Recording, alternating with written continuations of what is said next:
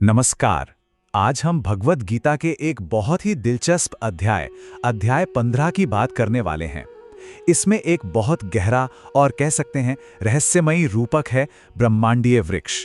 तो चलिए आज इस अनोखे प्रतीक के पीछे छिपे हुए अर्थ को खोजते हैं। तो देखिए, भगवान कृष्ण अर्जुन को एक ऐसे पेड़ के बारे में बताते हैं जो सामान्य पेड़ों जैसा बिल्कुल भी नहीं है। जरा सोचिए, एक ऐसा पेड़ जिसकी जड़ें ऊपर हैं आसमान की तरफ और उसकी शाखाएं नीचे जमीन की ओर फैली हुई हैं। है ना एक बहुत ही अनोखी तस्वीर। तो सवाल यही उठता है कि भाई इस उल्टे पेड़ का आखिर मतलब क्या हो सकता है। जाहिर है ये कोई असली पेड़ तो है नहीं, तो फिर क्या है। असल में ये एक पहेली की तरह है जिसे पूरा अध्याय सुलझाने की कोशिश करता है, और इसका जवाब हमारी अपनी वास्तविकता की समझ से जुड़ा हुआ है। देखिए, ये पेड़ असल में हमारे भौतिक अस्तित्व का, यानी जिसे हम संसार कहते हैं, उसका एक बहुत ही शक्तिशाली प्रतीक है। ये उसी जन्म और मृत्यु के अंतहीन चक्र को दिखाता है जिसमें हम सब फंसे हुए हैं। इसको समझने का एक बहुत अच्छा तरीका है।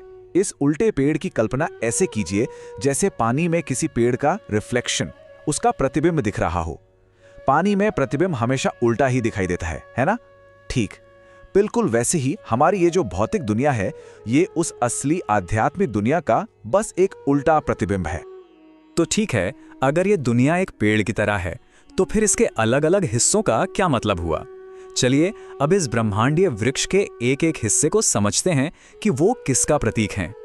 शुरुआत करते हैं सबसे अजीब हिस्से से, जड़ों से। अब क्योंकि जड़ें ऊपर की तरफ हैं तो वो क्या दिखाती हैं? वो ये दिखाती हैं कि इस पूरे भौतिक संसार का जो सोर्स है, जो स्रोत है, वो कोई दिव्य शक्ति है, यानी परमेश्वर। सब कुछ वहीं से, उसी सबसे ऊंचे आध्यात्मिक लेवल से शुरू होता है। अच्छा, तो फिर ये जो नीचे की तरफ फैली हुई शाखाएं हैं वो क्या हैं? अरे वो इस भौतिक दुनिया के अनगिनत रूप हैं। सोचिए, सारे ग्रह, स्वर्ग, नरक के लोक और हम सब, सारे जीव जंतु, इंसान, जानवर, सब कुछ इसी में शामिल है। कह सकते हैं कि ये पूरा का पूरा ब्रह्मांड ही इस पेड़ की शाखाएं हैं। अब बात करते हैं पत्तों की। पत्ते क्या हैं? ये वैदिक श्लोकों और हमारे रोजमर्रा के सांसारिक कर्मों का प्रतीक है। अब देखिए, जैसे पत्ते पेड़ को पोषण देते हैं, उसे हरा भरा रखते हैं, वैसे ही हमारे कर्म हमें इस दुनिया से बांधे रखते हैं। और एक और दिलचस्प बात, अगर वेदों के ज्ञान का सही मतलब ना समझा जाए तो वो ज्ञान भी हमें सांसारिक सुखों में और ज्यादा उलझा सकता है। तो सवाल यह है कि हम इस पेड़ में फंसते कैसे हैं, उलझते कैसे हैं। देखिए, प्रकृति के जो 3 गुण हैं, सत्व, रजस और तमस, वही इस पेड़ को सींचते हैं, इसे बढ़ाते हैं। हमारी इंद्रियों के जो विषय हैं, मतलब देखना, सुनना, चखना, ये सब इन शाखाओं पर लगी कलियों की तरह हैं। और जब हम इन चीजों के फलों से, मतलब सफलता, सुख, इन सब से अटैचमेंट बना लेते हैं, लगाव कर बैठते हैं, तो बस इस संसार में हमारी जड़ें और भी गहरी होती चली जाती हैं। तो अगर ये पेड़ एक बंधन है, एक जाल है, तो क्या इससे निकलने का कोई रास्ता नहीं है? बिल्कुल है। गीता सिर्फ समस्या नहीं बताती, उसका समाधान भी बताती है। और वो रास्ता है वैराग्य की कुल्हाड़ी। यही है स्वतंत्रता का मार्ग। तो समाधान क्या है? एक बहुत ही निर्णायक कदम। शास्त्र कहता है कि इस गहरी जड़ों वाले पेड़ को काटना ही होगा, कोई और चारा नहीं है। और जाहिर है, इसे काटने के लिए कोई मामूली हथियार नहीं, बल्कि एक बहुत ही मजबूत और तेज हथियार चाहिए। और वो हथियार है वैराग्य की कुल्हाड़ी, डिटैचमेंट।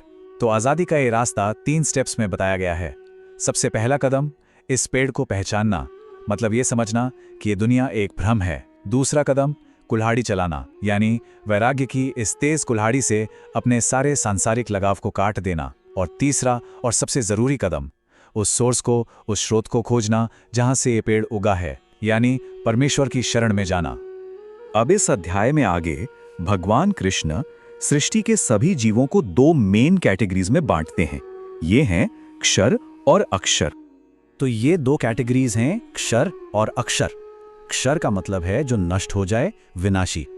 इसमें इस भौतिक संसार के वो सभी जीव आते हैं जो जन्म और मृत्यु के चक्कर में फंसे हुए हैं।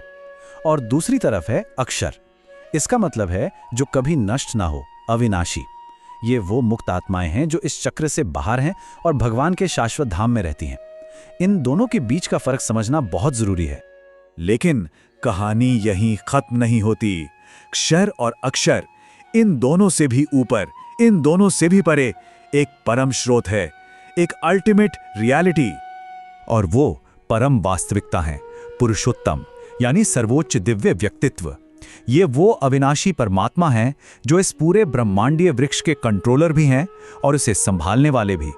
वो क्षर और अक्षर यानी विनाशी और अविनाशी दोनों से श्रेष्ठ हैं, दोनों से परे हैं।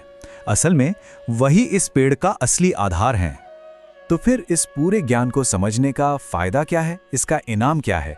अध्याय के आखिर में भगवान कृष्ण कहते हैं कि जो कोई भी इस रहस्य को ठीक से समझ लेता है वो प्रबुद्ध हो जाता है, एनलाइटन्ड हो जाता है, और उसके जीवन के सभी कर्तव्य पूरे मान लिए जाते हैं। सोचिए ये कितना बड़ा वादा है। तो आखिर में हम सब इसी एक गहरे विचार के साथ रह जाते हैं कि अगर ये दुनिया, ये जो पूरा ब्रह्मांडीय वृक्ष है, ये सिर्फ एक अस्थायी उल्टा प्रतिबिंब है, तो फिर वो असली, सीधी और सच्ची दुनिया कैसी होगी जिसका ये सिर्फ एक रिफ्लेक्शन है? ये एक ऐसा सवाल है जो वाकई हमें बहुत गहराई से सोचने पर मजबूर कर देता है।